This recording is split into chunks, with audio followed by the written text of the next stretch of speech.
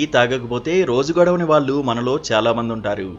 రోజుకు కనీసం 2 సార్లు చాయ్ తాగాల్సిందే. ప్రయాణాలు చేసినా, బయటకు వెళ్ళినా టీ కొట్టులో అయినా టీ తాగుతుంటారు.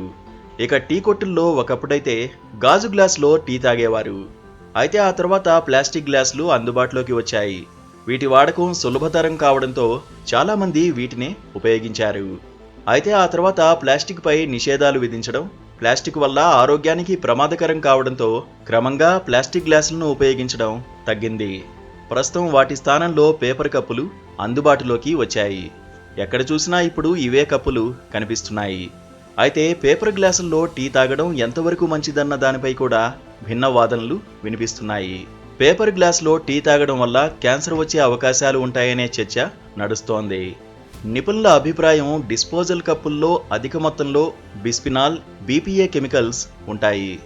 ఇలాంటి వాటిలో వేడివేడి నీరు తాగడం వల్ల గ్లాసులోని రసాయనాలు టీలో కలుస్తాయి. దీంతో గ్లాసులో ఉన్న రసాయనాలు పొట్టలోకి వెళ్తాయి.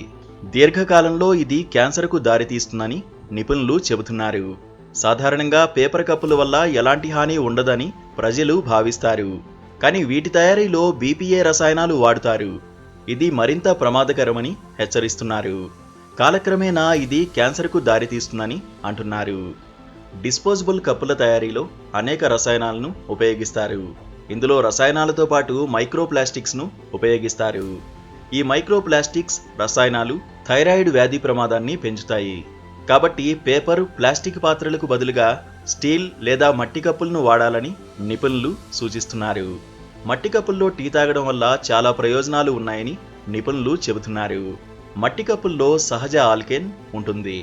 ఇది టీ తాగడం వల్ల కడుపులో యాసిడ్ ఏర్పడకుండా నిరోధిస్తుంది. చాలా మంది ప్రజలు టీ తాగిన వెంటనే వచ్చే ఎసిడిటీ సమస్యకు దీంతో చెక్ పెట్టొచ్చు.